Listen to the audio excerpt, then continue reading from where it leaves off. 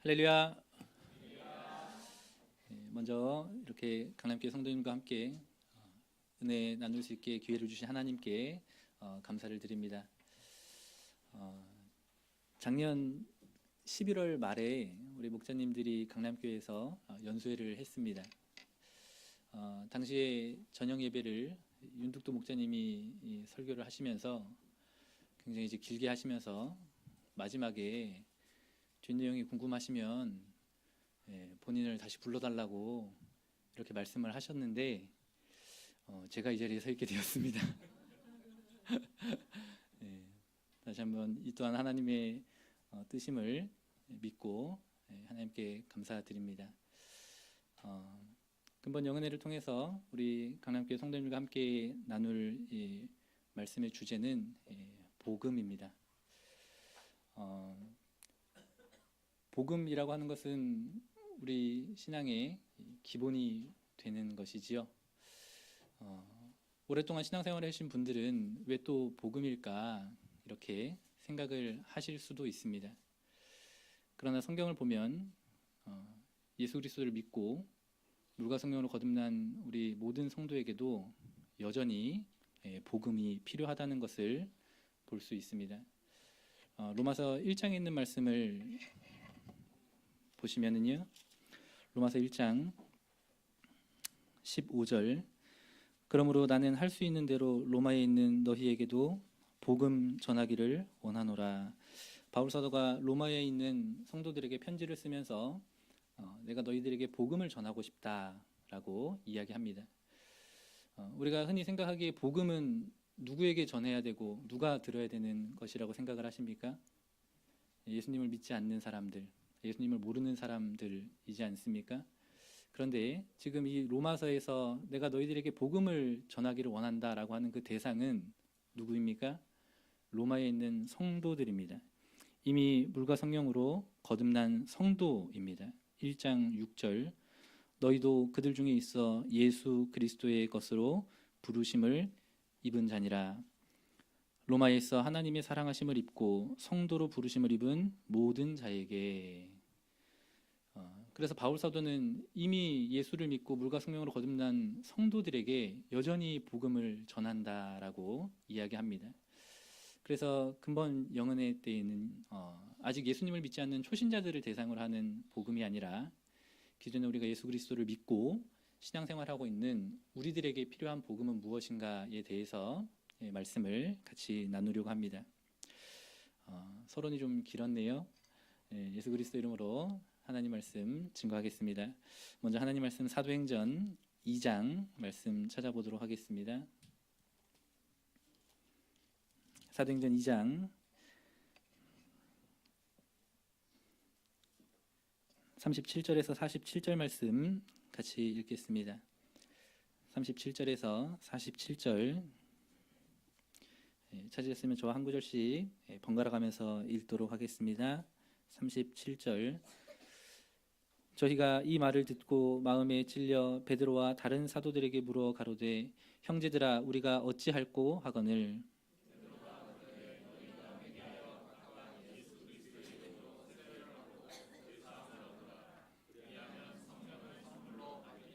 이 약속은 너희와 너희 자녀와 모든 먼데 사람 곧 주 우리의 하나님이 얼마든지 부르시는 자들에게 하신 것이라 하고,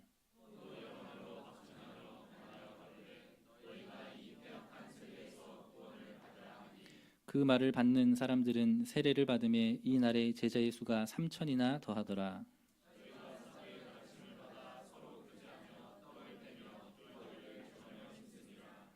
사람마다 두려워하는데 사도들로 인하여 기사와 표적이 많이 나타나니 또 재산과 소유를 팔아 각 사람의 필요를 따라 나눠주고,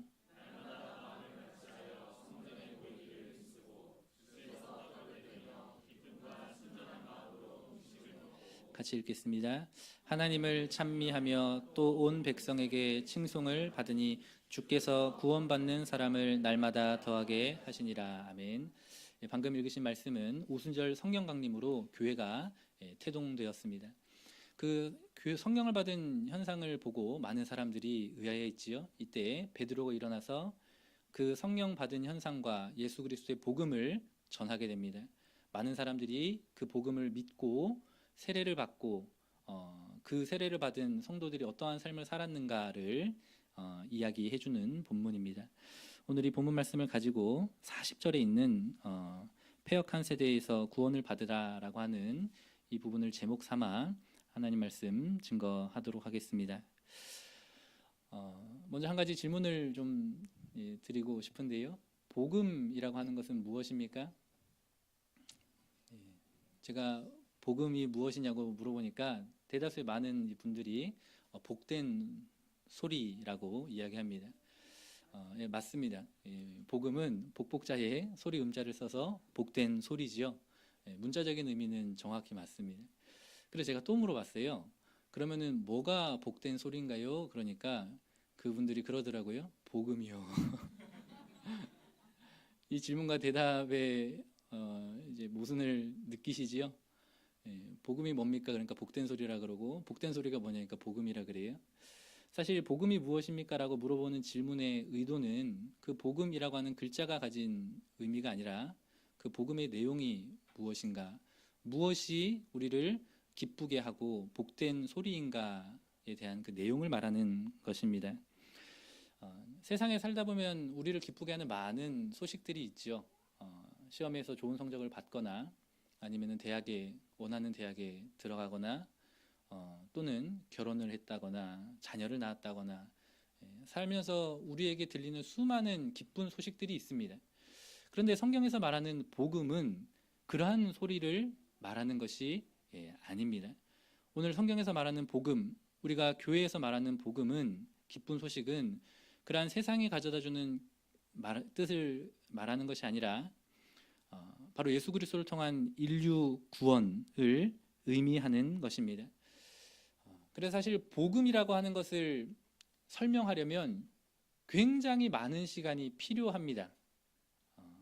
그러나 이 시간 제가 짧게 요약을 해서 말씀을 드리면 복음은 하나님의 창조로부터 시작을 합니다. 하나님께서 이 세상을 창조하셨습니다. 처음 하나님이 창조하셨을 때의 세상은 완전했습니다.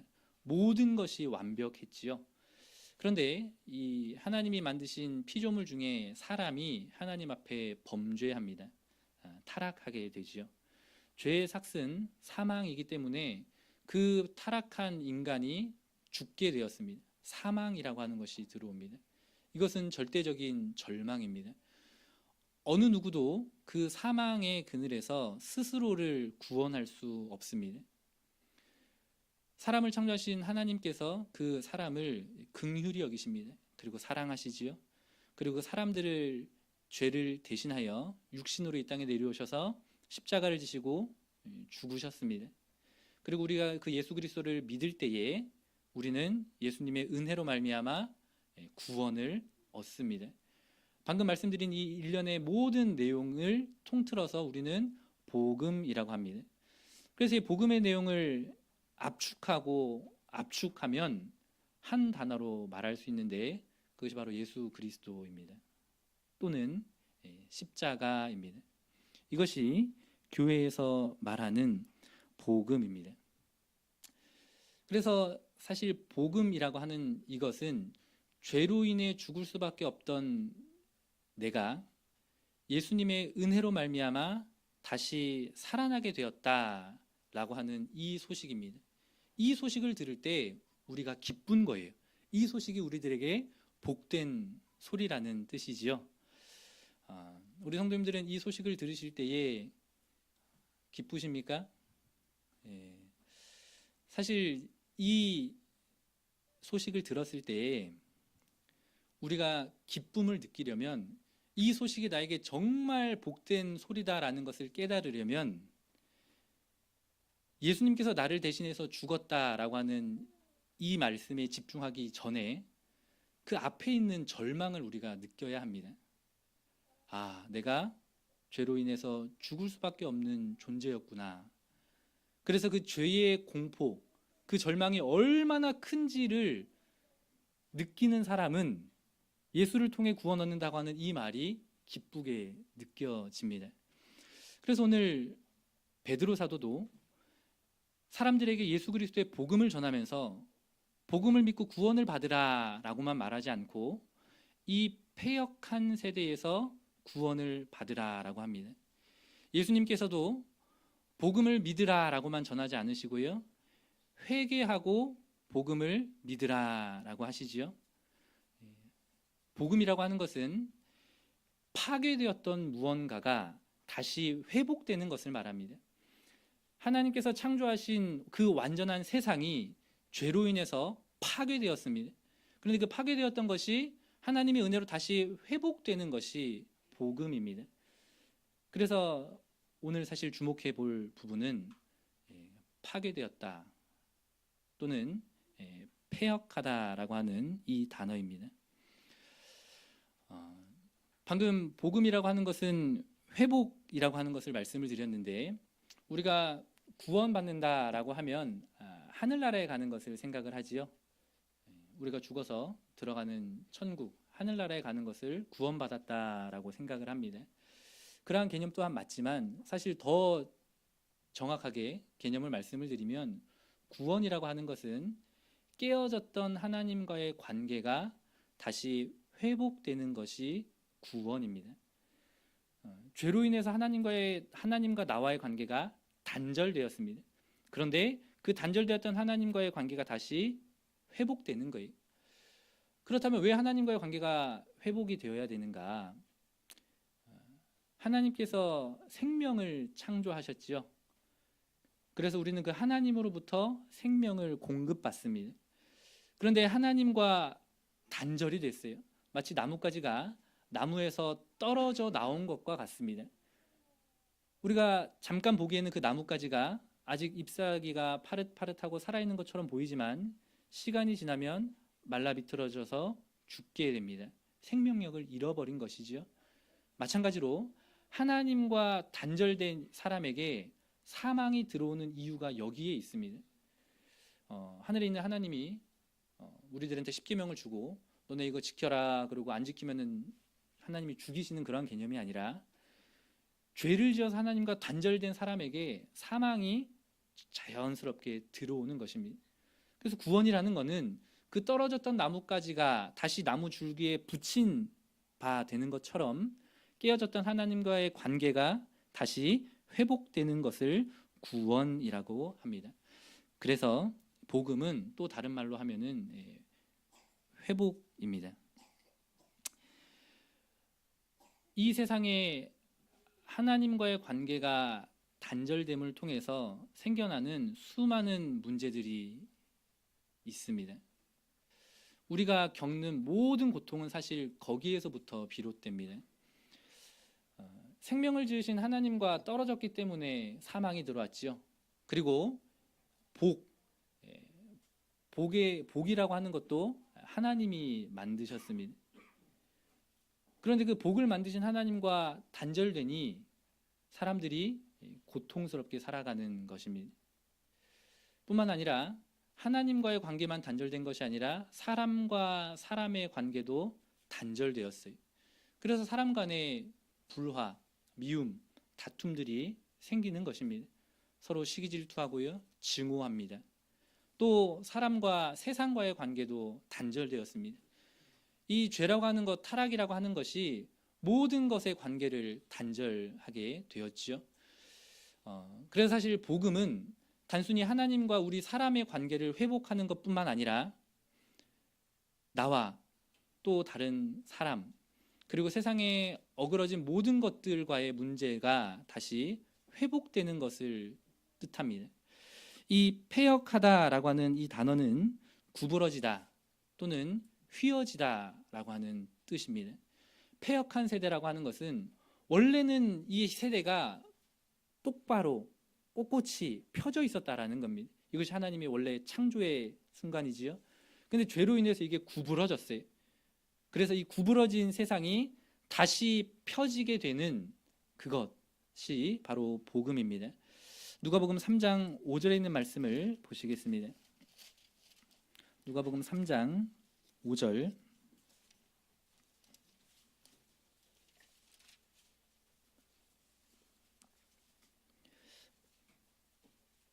모든 골짜기가 메워지고 모든 산과 작은 산이 낮아지고 굽은 것이 곧아지고 험한 길이 평탄하여질 것이요. 이것은 이사야 선지자가 하신 말씀을 인용하는 구절입니다. 여기서 굽은 것이 곧아지고 할 때 이 굽다라고 하는 이 단어와 패역하다라고 하는 단어가 같은 단어입니다. 그래서 예수님께서 오셔서 하신 일이 굽은 것을 다시 펴는 일입니다. 잘못되었던 세상의 모든 문제를 바로잡고 펴는 것입니다. 그렇다면 세상에 있는 모든 문제를 해결하는 그 복음, 그 정답은 어디에 기록이 되어 있을까요? 그것이 바로 성경입니다. 그 복음이 바로 하나님의 말씀입니다. 세상의 모든 문제의 해답은 성경에 있습니다. 그래서 성경을 보셔야 됩니다. 살아가시면서 수많은 고난과 여러 가지 인간 간의 문제를 겪고 살아오지 않습니까?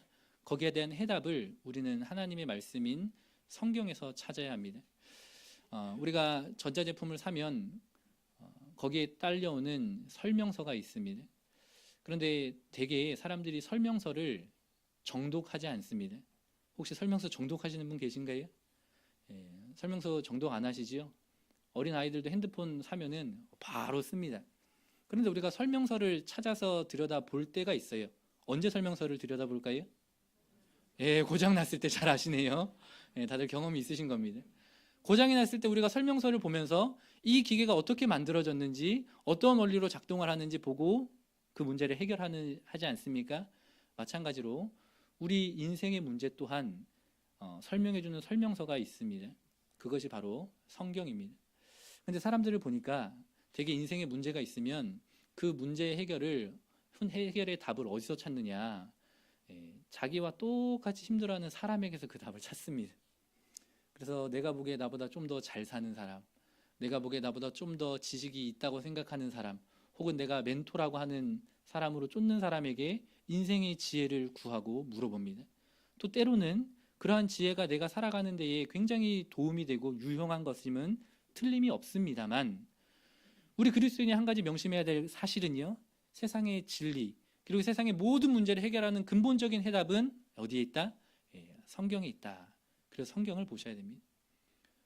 부부간의 문제도 마찬가지입니다. 부부간에 이 문제가 생겨서 다툼이 생기면은 성경에서 그 답을 찾으셔야 돼요. 그런데 이 부부간에 문제가 있을 때 꼭 옆에서 있는 사람들에게 물어봐서 그 문제가 더 커지지요. 성경에서 답은 남편은 아내를 사랑하고 아내는 남편을 존중하라고 되어 있습니다.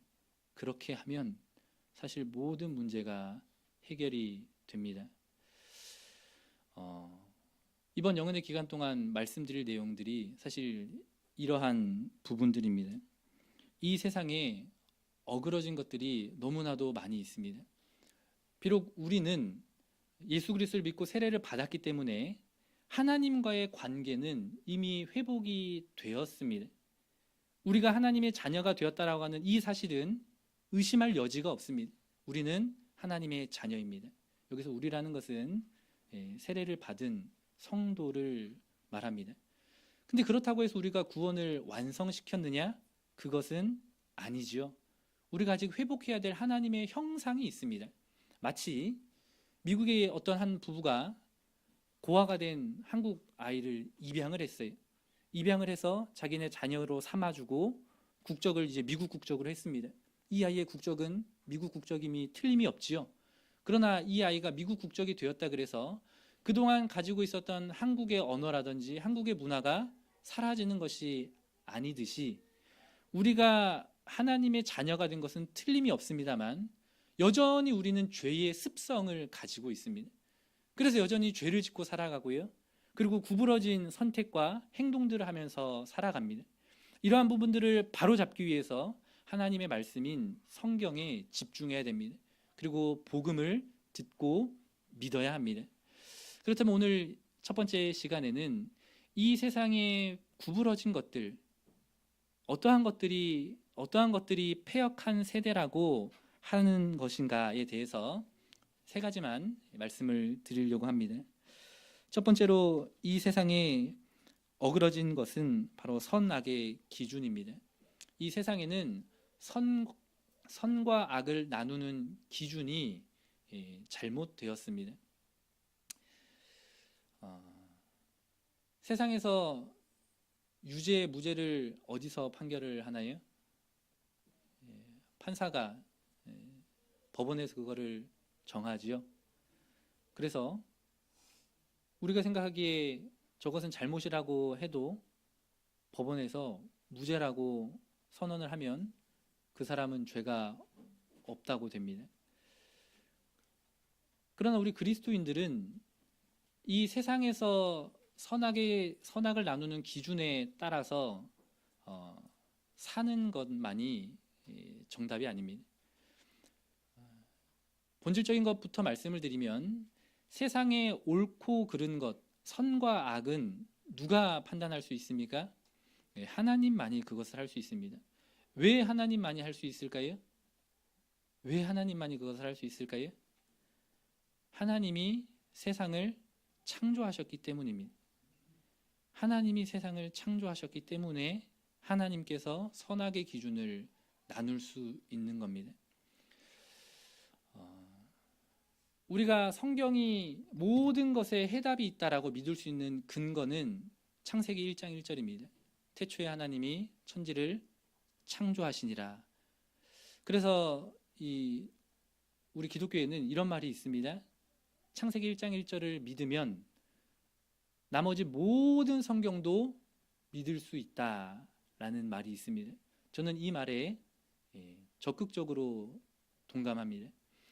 하나님께서 이 모든 만물을 창조하셨다는 것을 정말로 믿는다면 그 뒤에 나오는 모든 성경에 있는 말씀도 믿을 수 있어요.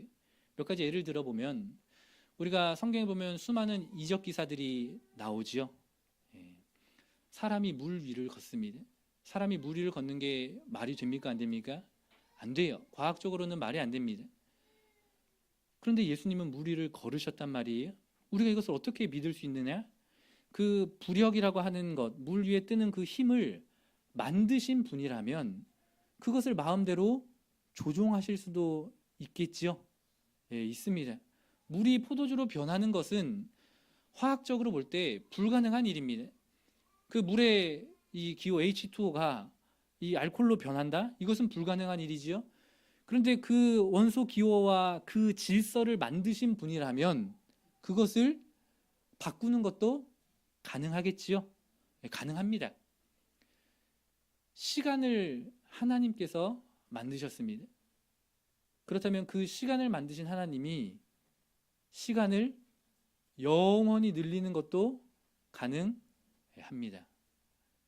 세상 사람들은 영원히 산다는 것을 믿지 않습니다. 그런데 생명을 만드신 분이 하나님이시지요. 그렇다면 생명을 하나님께서 만드셨다면 영원히 살 수도 있습니다. 감사합니다.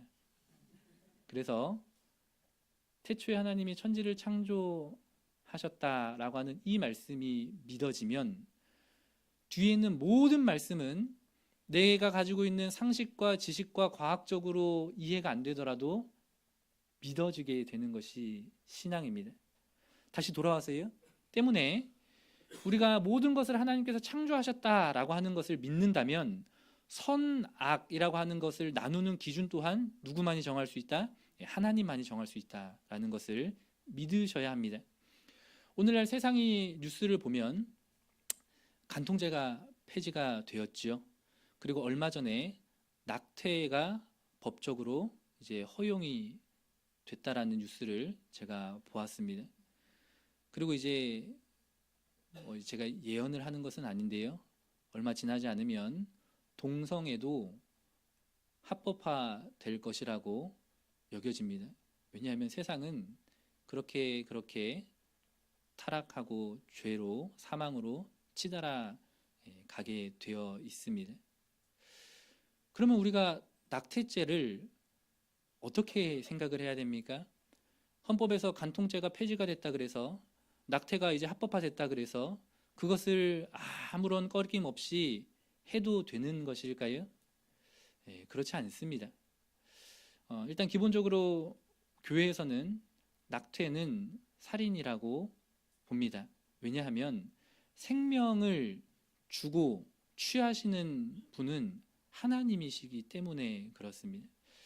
그런데 제가 세상에서 어떠한 논리를 가지고 이 낙태죄를 찬성과 반대를 하는지를 살펴보니까 이 찬반하는 논리가 있어요. 낙태를 찬성하는 쪽에서는 여자가 임신을 하는데 원치 않는 임신을 하게 되는 경우가 있지 않습니까? 좋지 않은 일을 이제 강간을 당한다든지 해서 원하지 않는 임신을 했을 때 그 아이를 낳고 키워야 되느냐, 이 여성의 인권이 침해를 당하는 것이다. 그래서 이 여성의 인권을 존중해줘야 하기 때문에 낙태를 찬성한다라고 주장을 합니다.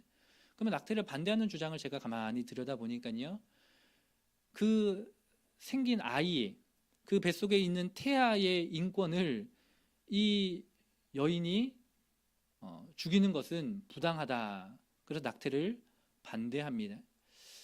우리 성도님들은 어떤 의견을 가지고 계십니까?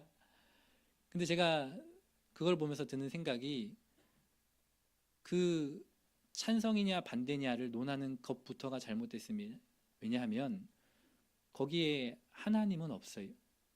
여성의 인권과 아이의 인권을 가지고 찬반을 논하지, 거기에 하나님의 뜻은 무엇인가, 무엇이 하나님께서 말씀하신 선이고 악이냐라고 하는 기준이 없다라는 것을 발견합니다. 세상의 선악의 기준이 그러합니다. 동성애도 살펴보면요, 동성애를 찬성하는 사람들의 주장하는 것은 한결같이 인권입니다. 태어나고 보니까 동성을 좋아하게 됐는데, 그 사람이 사람을 사랑하는 일인데 그게 왜 잘못됐느냐, 저 사람들의 인권을 어떠한 성적인 것을 우리가 존중해 줘야 된다. 그래서 그러한 말에 많은 사람들이 동조해 줍니다. 그리고 이 시대에 수많은 청년들이 거기에 동조하고요, 심지어는 교회에서도 그 의견에 손을 들어주는 교회도 있습니다. 실제로 미국에서는 이제 동성애를 교회에서 죄라고 하면 잡혀간다고 하는 이야기도 들리고요, 그리고 동성애 목사도 나오고 한다고 합니다. 그렇다면 우리는 동성애 문제를 어떻게 바라보아야 하는가? 동성애는 죄입니다. 근데 동성애를 죄라고 하는 이유는 아주 단순합니다. 다른 것들을 다 떠나서 동성애가 죄인 이유는 성경에서 하나님이 죄라고 했기 때문입니다. 그래서 동성애는 죄입니다. 로마서 1장 26절, 로마서 1장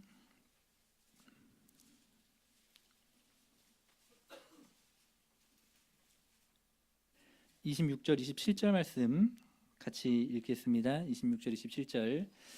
이를 인하여 하나님께서 저희를 부끄러운 욕심에 내어버려 두셨으니 곧 저희 여인들도 순리대로 쓸 것을 바꾸어 영리로 쓰며, 이와 같이 남자들도 순리대로 여인 쓰기를 버리고 서로 향하여 음욕이 부릴 듯하며, 남자가 남자로 더불어 부끄러운 일을 행하여 저희의 그릇됨에 상당한 보응을 그 자신에게 받았느니라.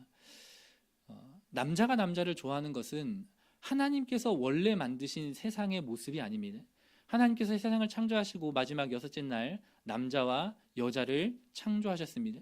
그리고 그 남자와 여자가 한 몸을 이루어 자녀를 놓게 하는 것이 하나님께서 만드신 세상의 질서입니다. 그렇다면 동성애라고 하는 것이 왜 생겼을까요? 그것이 죄의 산물입니다. 구부러지고, 여기서 영리라고 하는 단어가 있지요.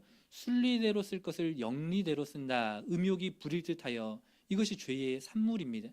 죄로 인해서 구부러진 거예요. 잘못된 겁니다. 그런데 오늘날 이 시대에는 인권이라고 하는 것으로 포장하여 그 패역한 것을 죄가 아니라고 이야기하는 겁니다. 그래서 뭐 생물학적으로나 아니면 뭐 위생적으로나 여러 가지 동성애에 대해서 반대하는 주장들이 있지만 그것을 인용하지 않더라도 우리 그리스도인들에게 생각하기에 동성애는 죄입니다. 그런데 제가 이렇게만 생각을 하다가 실제로 만나봤어요. 김천에 있을 때 제가 이제 운동을 좋아해서 일요일 아침마다 이제 축구를 하러 나갔습니다. 근데 축구를 하러 나갔는데 그 조기 축구 회의에 오는 한 대학생 청년이 있어요. 근데 신기한 게 그 일요일 새벽 아침에 나와서 축구는 안 하고 가만히 서 있어요. 그래서 아니 같이 축구 하자고 하면은 자기는 축구 별로 안 좋아한다고 하고 그냥 보고만 서 있어요. 그래서 제가 이상하다 싶었거든요. 어느 날 이제 저녁에 그 고기를 먹는다고 이제 저를 불러서 제가 이제 나갔습니다. 나가서 이제 그 자연스럽게 이야기하는 자리가 만들어졌는데 그 학생이 이제 제가 목자라는 것을 압니다. 제가 이제 참배숙의 목사라는 것을 이야기를 했으니까 알죠. 그러면서 저한테 이야기를 하는데 친구 이야기래요. 근데 이제 들어보니까 본인 이야기예요. 제가 이제 친구 이야기인 적 들어줬습니다. 친구 이야기인데 자기 친구가 절실한 기독교인이래. 근데 교회를 열심히 다녔는데 지금은 교회를 나가지 않고 있다고 합니다. 왜 그런가 물어봤더니 교회에서 동성애를 죄라고 했다는 거예요. 정죄했다는 겁니다. 회개해야 된다고 했대요.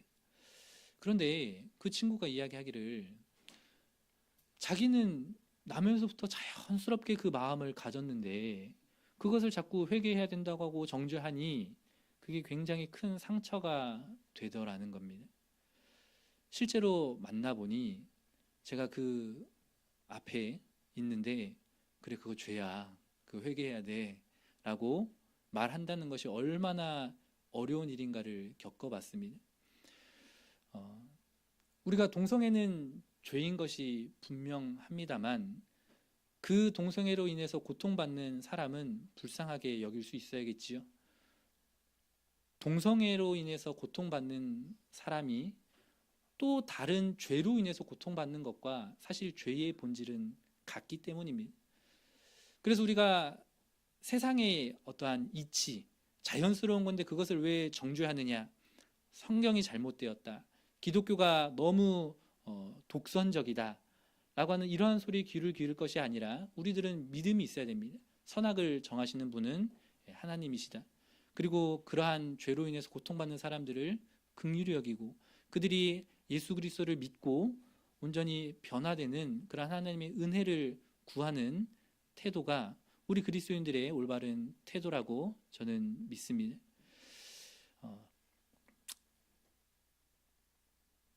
세상에서 살인이 죄이지요. 사람이 사람을 죽이는 것이 죄입니다. 그런데 사람이 사람을 죽이는 게 왜 죄입니까? 우리 그리스도인들은 그것이 헌법에 명시되어서 있어서가 아니라 성경에 살인이 죄라고 되어 있기 때문에 그것을 죄로 여겨야 합니다. 그런데 성경을 보면 때로는 하나님이 사람을 죽이라고 하십니다. 모세가 이스라엘 백성들을 데리고 가나안 땅에 들어갈 때 그 가나안 땅에 있는 7 족속들을 다 진멸하라고 하시. 여자, 아이, 짐승들까지 싹 다 죽이라고 합니다. 실제로 어떤 저를 가르쳤던 선생님은 하나님이 어떻게 이렇게 잔인할 수 있냐? 하나님은 사랑이라고 하면서 자비의 하나님이라고 하시면서 어떻게 이렇게 잔인한 명령을 할 수 있느냐? 그런 하나님이라면 나는 믿지 않겠다라고 이야기합니다. 살인을 명한 하나님이 잘못입니까? 좀 이제 이 이야기를 들으시면 좀 마음이 불편하신 분들이 분명히 계실 겁니다. 근데 우리 그리스도인들은 분명히 기억해야 되는 것이 선악을 나누는 기준은 하나님입니다. 성경입니다. 하나님이 옳다고 하는 것이 옳고 하나님이 그르다는 것은 틀린 것입니다. 그러한 선악의 기준을 마음에 두고 살아가셔야 합니다. 두 번째, 이 세상에 어그러진 것은 행복의 기준입니다. 사람은 저마다 행복을 위해서 살아갑니다. 세상에서는 어떤 사람이 행복한 사람이냐 수많은 이야기들이 있는데 그것을 하나만 꼽으라면 자아 실현입니다. 자아 실현이라는 것은 내가 어떠한 존재인지를 알고 내가 원하는 거, 내가 하고 싶은 꿈을 이루면서 살아갈 때 사람은 행복할 수 있다라고 가르칩니다. 그래서 요즘 결혼도 잘 안 해요. 왜 결혼을 잘 안 할까요? 교회 안에서는 사람이 없다고 하는데 사람이 없는 것 같지는 않습니다. 왜 결혼을 잘 안 할까요? 세상에서? 결혼을 해서 누군가에게 종속되어서 사는 것이 불편하기 때문입니다. 혼자 사는 것이 더 편하고 좋고 행복한 거예요. 그래서 꼭 결혼을 해야 되냐? 그냥 혼자 살다가 때로 다른 이성을 만나서 즐기다가 살면 그게 행복한 것이지 라고 말합니다. 결혼을 해도요, 아이를 잘 안 놓습니다. 그래서 저출산 문제가 생기지 않습니까? 아이를 왜 안 놓을까요? 아이를 왜 안 놓을까요? 아이를 낳으면 이제 부모, 특히 어머니의 삶이 사라집니다. 잠도 편하게 못 자고요. 먹는 것도, 그리고 자기 여가 시간도 없어요. 우리 어머니들이, 저도 이제 아이를 키우다 보니까 한 가지 깨달았는데, 우리 어머니들이 가장 힘들어하는 시간대가 언젠지 보니까 저녁 시간대예요. 저녁 시간대 왜 힘든가를 살펴보면 이제 아이들을 다 재우고 저녁 시간대 자기만의 시간이 이제 필요하잖아요. 자기만의 시간을 다 이제 누리려고 하면 아기가 응애 하고 울어서 깨요. 그러면 이제 그때 온갖 이제 그 증오, 미움 이런 것들이 이제 폭발합니다. 자기의 삶이 사라져 버려요. 그래서 불행하다고 생각을 합니다. 그래서 결혼을 해도 자식을 안 놓지요. 요즘 이혼율은 어떻습니까? 제가 예전 그 조사한 기록을 찾아서 요즘은 두 쌍 중에 한 쌍이 이혼한다라고 설교를 하고 내려오니까 어떤 분이 목자님 요즘은 세 쌍 중에 두 쌍이 이혼한대요. 이 정도면은 거의 이혼하려고 결혼하는 것 같아요. 왜 이렇게 많은 사람들이 결혼을 하고 이혼을 합니까? 결혼 행복을 하기 위해서 결혼해 봤더니 불행한 거예요. 이 사람이랑 살아봤더니 안 맞는 거예요. 그래서 내 삶의 행복을 찾기 위해서 이혼합니다. 이혼하는 데에 전혀 거리낌이 없어요. 물론 수많은 제가 알지 못하는 더 많은 문제들이 있겠지만 이러한 세상의 모습을 단편적으로 말씀을 드리는 겁니다. 그런데 성경은요, 하나님께서 사람을 창조하실 때 남자 혼자 창조하지 않으셨습니다. 남자가 독처하는 것이 좋지 못하다. 하나님이 만들고 보니까 내가 남자 한 명 만든 게 좀 잘못했네. 이게 아니라 처음부터 하나님께서 사람이라고 하는 존재를 남자와 여자로 계획을 하셨어요. 그리고 이 남자와 여자가 서로 하나가 될 때에, 합쳐질 때에 온전히 하나가 되어서 하나님이 뜻하시는 생육하고 번성하는 하나님의 나라가 확장되어져 가는 그 뜻을 이룰 수 있게끔 만들어 놓으셨습니다. 그래서 결혼하고 출산하는 것은 하나님의 섭리입니다. 하나님의 뜻입니다. 근데 이렇게 이야기를 하면 그 젊은 청년들이 그럴 것 같아요. 여자가 애 낳는 기계냐고. 그런데 하나님이 그렇게 창조하셨습니다. 사람들은 행복을 쫓아서 결혼을 하고요. 아이를 놓으면 행복하니까 행복을 쫓아서 아이를 놓고 행복을 쫓아서 이혼하지요. 근데 그 순서가 뒤바뀌었습니다. 하나님의 뜻을 믿고 결혼하면 하나님이 복 주십니다. 하나님의 뜻을 믿고 순종해서 아이를 낳으면 하나님이 복을 주시는 것입니다. 이 얘기를 이제 젊은 청년들에게 제가 이제 하면 그 앉아 있는 청년들이 굉장히 불편한 시선을 보내는 것이 느껴집니다.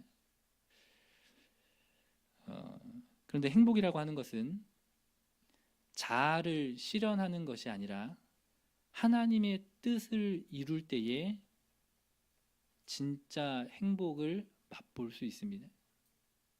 세상은 자기 자신을 찾고 자기의 꿈을 이루라고 끊임없이 말하지요. 멋지게 살라고, 화려하게 살라고. 근데 성경은 뭐라고 말씀하는 줄 아십니까? 자기를 부인하라고 합니다. 자기를 죽이라고 합니다.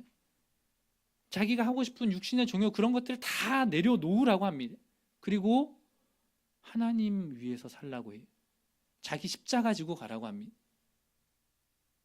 세상의 행복의 기준과 성경의 행복의 기준은 너무나도 다릅니다. 예전에 청년들에게 굉장히 선풍적인 이 이슈를 일으켰던 단어가 욜로라고 하는 단어입니다. 욜로 들어보셨나요? 예, 욜로라고 하는 단어가 뭔지 봤더니 You only live once라 그래서 한 번 사는 인생이래. 너 한 번 산다. 인생 한 번 산다.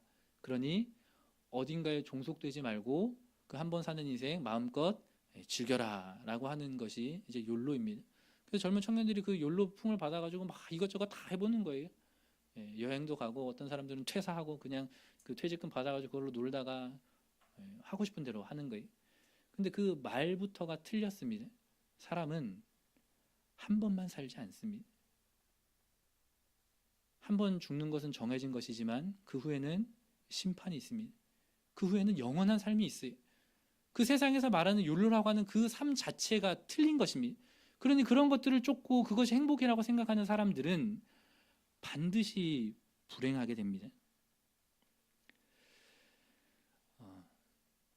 성공의 개념도 마찬가지입니다. 세상에서 말하는 성공도 자신의 뜻을 이루면 성공했다라고 이야기하지요. 그런데 성경에서는 성공을 뭐라고 이야기할까요? 성경에 성공이라고 하는 단어보다는 다른 단어로 표현을 합니다. 형통이라고 하는 단어로 이야기합니다. 창세기 39장 2절, 3절 말씀 보시겠습니다.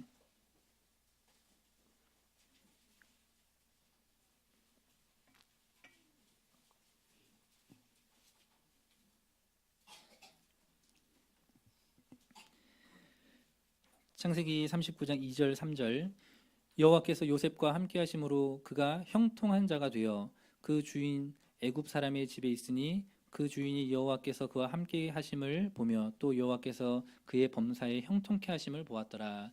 여기서 형통이라고 하는 이 단어가 영어 성경을 보시면 이제 success, 성공이라는 단어입니다. 그리고 23절에도 이 단어가 나오는데요. 23절 전혹은 그의 손에 맡긴 것을 무엇이든지 돌아보지 아니하였으니 이는 여호와께서 요셉과 함께 하심이라. 여호와께서 그의 범사에 형통케 하셨더라. 요셉이 형통했다, 성공했다라는 거지요. 그런데 요셉이 형통했다라고 하는 이 상황들을 가만히 들여다보시면 어떤 상황들인가요? 요셉이 출세하고 성공해서 우리가 생각하기에는 요셉이 총리가 되었을 때 요셉의 삶이 형통했더라라고 하면 이해가 되시지요. 근데 지금 요셉이 형통했다라고 하는 그 상황은 요셉이 형들에게 배신당해서 팔려서 종으로, 보디발의 종으로 일하고 있을 때입니다. 또 누명을 쓰고 감옥에 들어가서 죄수로 있을 때 성경은 말하길 요셉이 형통했다라고 이야기합니다. 그러면 도대체 성경에서 말하는 형통은 뭘까요? 이 세상에서 돈 잘 벌고 성공하는 것이 형통이 아니라 하나님과 함께하는 것이 형통입니다. 2절 여호와께서 요셉과 함께 하심으로 23절에도요. 여호와께서 요셉과 함께 하심이라. 우리 그리스도인들에게 있어서 성공의 기준은 하나님과 함께 하는 것입니다. 내가 언제 어디에 있든 하나님과 함께 하는 것이 성공된 삶인 줄로 믿습니다. 극단적인 예를 한 가지 또 들어보면은요. 누가복음에 보면 나사로 이야기가 나옵니다. 다들 잘 아시죠? 세상에서 부자가 있었어요. 맨날 호의호식하면서 잔치를 벌였습니다. 반면 나사로로 가는 거지는 먹을 것이 없어서 부자가 던져주는 부스러기 먹으면서 살았어요. 상처를 개들이 와서 핥았어요. 그러다 죽었습니다. 제가 질문 드리겠습니다. 부자가 성공했습니까? 나사로가 성공했습니까? 나사로요. 그럼 이제 앞으로 나사로처럼 사시죠? 정말 그렇습니까? 예. 왜 그런가요? 왜 우리는 나사로의 인생을 보고 성공했다라고 합니까? 예. 하나님과 함께 있습니다. 죽어서 아브라함의 품에 안겨 낙원에 있지 않습니까? 그래서 우리 그리스도인들에게 있어서 성공은 이 세상에 우리가 빌어먹을지언정 하나님과 함께 있는 것이 성공입니다. 그런데 사람들은 성공을 위해서 하나님을 버리고 세상으로 흘러갑니다.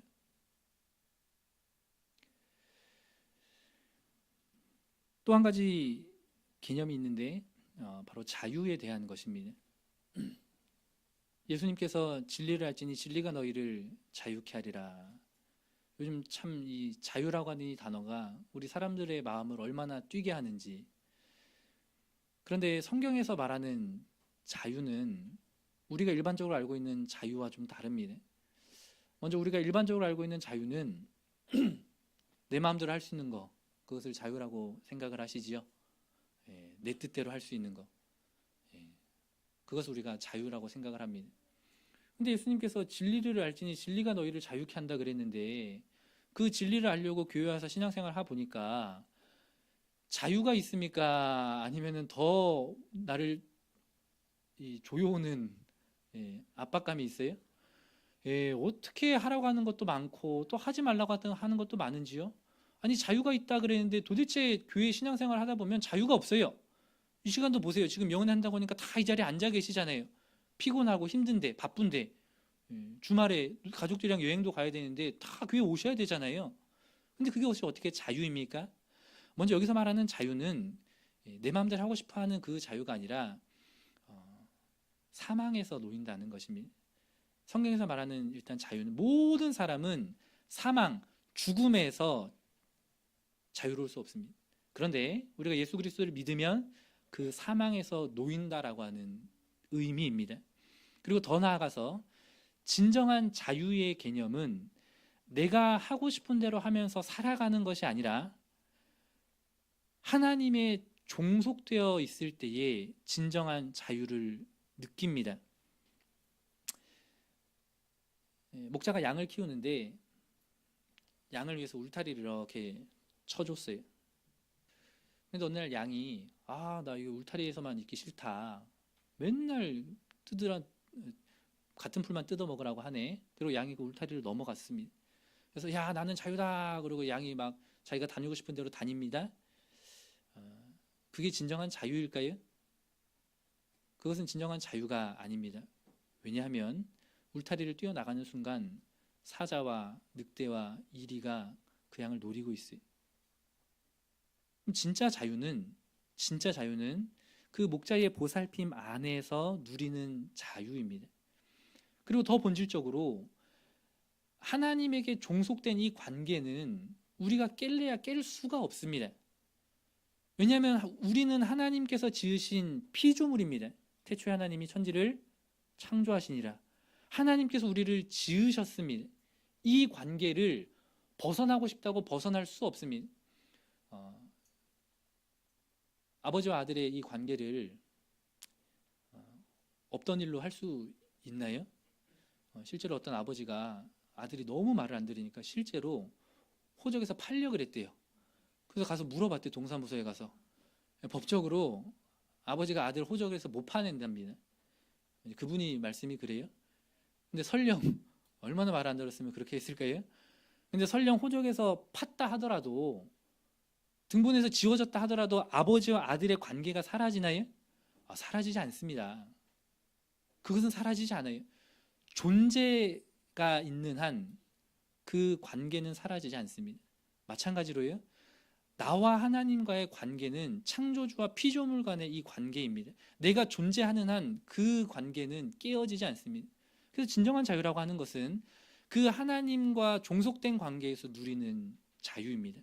그 안에 평안이 있고요. 그 안에 기쁨이 있습니다. 이 부분은 뒤에서 같이 나누도록 하겠습니다. 그래서 베드로 사도가 이 패역한 세대에서 구원을 받으라라고 예수 그리스도의 복음을 말하고 있습니다. 오늘날 우리가 살아가고 있는 이 세대는 많은 것들이 구부러진 패역한 세대입니다. 이러한 세상에 살다 보니 많은 사람들이 고통스러워하고 잘못된 가치를 따라서 살아갑니다. 그러나 우리 그리스도인들은 하나님께서 우리에게 주신 복음이 있습니다. 하나님의 말씀이 있습니다. 이 말씀을 붙들고 이 말씀을 믿고 이 세대에서 구원을 이루며 살아가시는 저와 우리 강남교회 모든 성도님들 되시기를 간절히 소망합니다. 잠시 묵도하겠습니다.